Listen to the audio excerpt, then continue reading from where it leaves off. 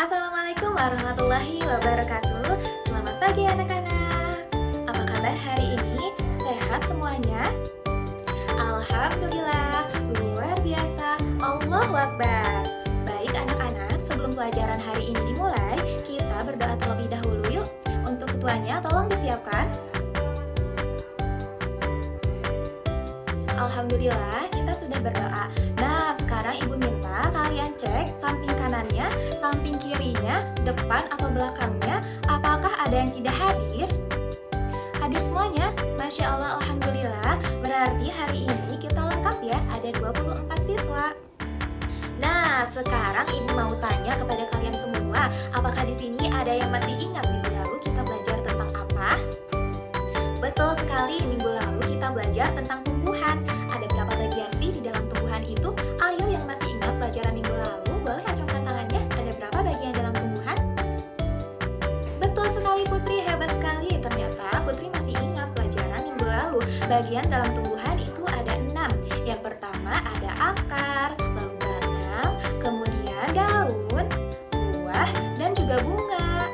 Nah, masing-masing dari bagian tersebut memiliki fungsinya yang sangat amat penting. Kira-kira ada yang masih ingat fungsi dari akar?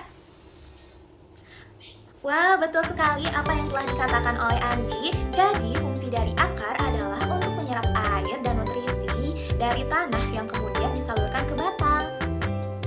Nah, anak-anak hebat semua, kalau minggu lalu kita belajar tentang tumbuhan, maka hari ini kita akan belajar tentang wujud zat dan perubahannya, mulai dari materi, wujud materi, hingga wujud benda dan perubahannya.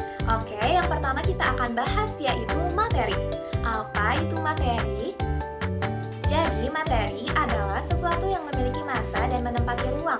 Materi dibagi menjadi 2 jenis. Yang pertama ada makhluk hidup dan yang kedua ada makhluk tak hidup. Makhluk hidup itu seperti apa sih? Contohnya seperti hewan, tumbuhan, dan juga bakteri. Nah, kalau makhluk tidak hidup atau benda itu contohnya seperti buku, awan, dan juga tanah. Baik, anak-anak hebat semuanya, seperti yang telah Ibu jelaskan barusan bahwa materi itu memiliki massa dan volume. Apa itu massa dan volume? Ayo kita bahas satu persatu. Yang pertama adalah massa. Apa itu massa? Massa adalah besaran dari suatu benda. Ketika suatu benda memiliki massa, maka benda itu merupakan materi. Massa suatu benda bisa berbeda dengan massa benda lainnya. Perbedaan massa yang berbeda pada suatu benda dengan benda yang lainnya itu disebabkan oleh banyaknya jumlah zat pada benda tersebut. Kemudian yang kedua adalah volume. Apa itu volume? Volume ini adalah ukuran banyaknya jumlah zat atau dengan kata lain seberapa banyak zat tersebut dapat menempati suatu ruang. Ketika benda memiliki volume, maka benda itu disebut dengan materi. Selanjutnya, apa sih hubungan antara massa dan juga volume? Biasanya massa ini digunakan untuk mengukur banyaknya zat padat, sedangkan volume biasanya digunakan untuk mengukur banyaknya zat cair.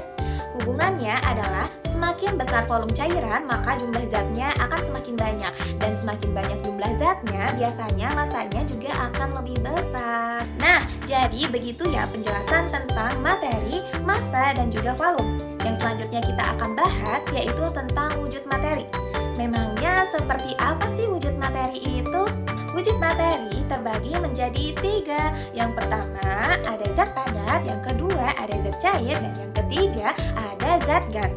Mari kita bahas satu persatu penjelasannya. Yang pertama ada zat padat. Zat padat memiliki bentuk dan volume yang relatif tetap. Meskipun diletakkan ke dalam wadah yang berbeda-beda, bentuknya akan tetap sama. Contohnya seperti buku, pensil, penggaris. Meskipun mereka diletakkan ke dalam wadah yang berbeda-beda, maka bentuknya akan tetap sama seperti buku itu sendiri, pensil, dan lainnya.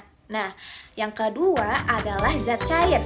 Zat cair memiliki volume tetap tetapi mengikuti bentuk wadahnya. Misalkan kita menuangkan air ke dalam botol. Nah, air tersebut akan mengikuti bentuk botol.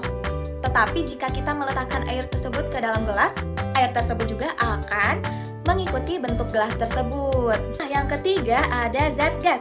Zat gas memiliki bentuk yang tidak tetap dan menekan ke segala arah. Jadi, walaupun dimasukkan ke dalam wadah yang berbeda, bentuknya tidak akan sama. Contoh zat gas itu seperti udara.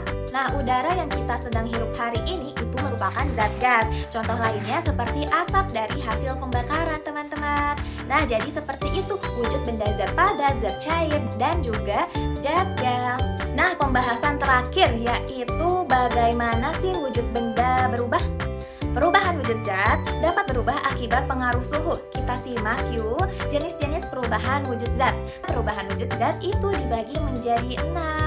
Yang pertama adalah jika zat padat menjadi zat cair, maka disebut mencair. Contohnya adalah melelehnya es batu pada saat diletakkan di ruang terbuka atau melelehnya lilin pada saat diberikan api. Yang kedua ada zat padat menjadi zat gas, disebut dengan menyublim. Contohnya seperti kamper, apabila dimasukkan ke dalam lemari pakaian, makin lama akan semakin habis karena berubah menjadi gas.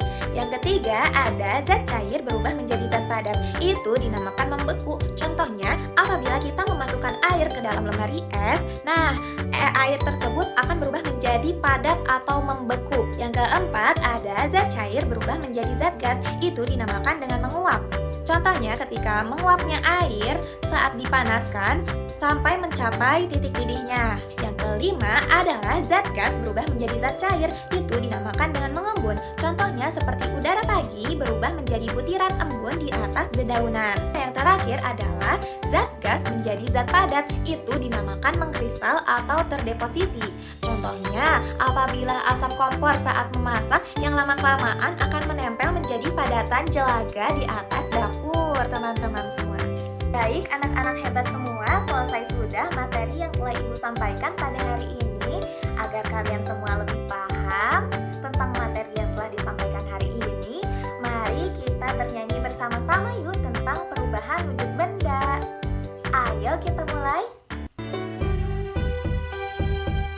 Ayo kawan-kawan belajar bersama, memahami tentang perubahan wujud benda. Sambil bernyanyi bersama-sama, ingatlah agar tidak sampai lupa. Sambil bernyanyi bersama-sama, ingatlah agar tidak sampai lupa. Padat jadi cair disebut mencair, cair jadi padat disebut membeku, cair jadi gas disebut menguap, gas jadi cair disebut mengembun, padat jadi gas disebut menyublim, gas jadi padat disebut mengkristal. Hore, selesai sudah materi hari ini. Ibu harap kalian mengerti apa yang telah Ibu sampaikan. Terima kasih Ibu ucapkan kepada kalian semua karena telah memerhatikan dengan baik materi hari ini. Sampai jumpa di pertemuan selanjutnya. Terima kasih. Wassalamualaikum warahmatullahi wabarakatuh. Bye-bye.